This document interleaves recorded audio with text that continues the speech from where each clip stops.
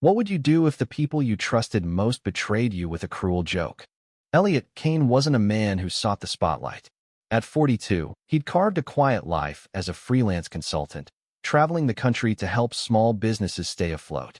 His work was his pride, his steady hands guiding others through storms. But when his so-called friends, a tight-knit group of college buddies, planned a reunion in Las Vegas, they decided to play a prank that cut deeper than they could have imagined. They booked Elliot into the seediest motel on the Strip, a crumbling relic with peeling wallpaper, flickering neon signs, and a mattress that smelled of regret. They laughed it off as a nostalgic throwback to their broke college days, while they lounged in a five-star hotel suite, sipping champagne and posting selfies from their private rooftop pool. Elliot stood in that motel room, the hum of a broken air conditioner mocking him. His suitcase lay unopened on the floor, his pride stinging more than the stale cigarette smoke in the air. He'd trusted them. He'd driven 12 hours for this reunion, expecting warmth, camaraderie, maybe even a chance to reconnect with the people who'd once been his family. Instead, they'd made him the punchline. But Elliot wasn't the type to wallow. He was the type to act. He spent that first night on his laptop, not sleeping, but digging. His friends Mark, the smug tech bro, Lila, the influencer with a curated smile, and Tom, the lawyer who always had an angle, had underestimated him. They didn't know about the side hustle he'd built over the years, flipping failing businesses for profit. They didn't know about the money he'd saved or the connections he'd made. By morning, Elliot had a plan. It wasn't just about revenge. It was about justice, about showing them what it felt like to be discarded. He called in favors, cashed in investments, and worked the phones with a quiet intensity that would have unnerved anyone who saw him. Within 48 hours, he'd done the unthinkable. He bought out the penthouse suite at the Grand Lumina, the very hotel where his friends were staying. It wasn't just any suite, it was their suite, the one they bragged about on social media, with its infinity pool and 360-degree views of the Vegas skyline. The deal was sealed with a handshake and a wire transfer, the hotel manager too eager to care about the details. But here's where the story twists.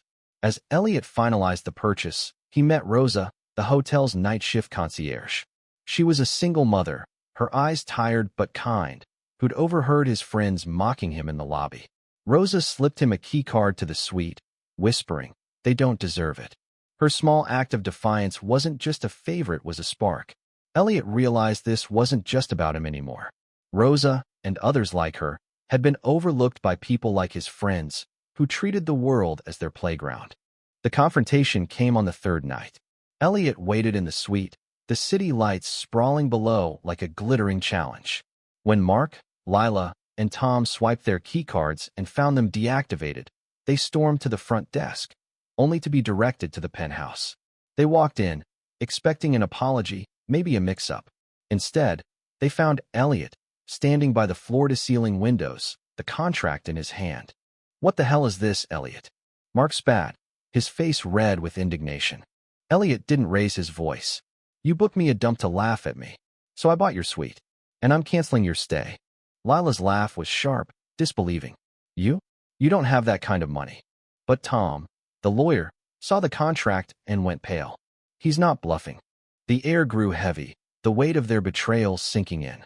Elliot could have gloated, could have thrown their mockery back in their faces. Instead, he spoke quietly, his words cutting deeper than any shout. "You thought you could humiliate me because I'm not like you.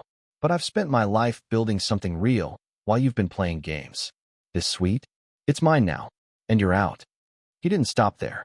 He handed Rosa a bonus from his own pocket, enough to cover her son's school fees for a year. She tried to refuse, but Elliot insisted.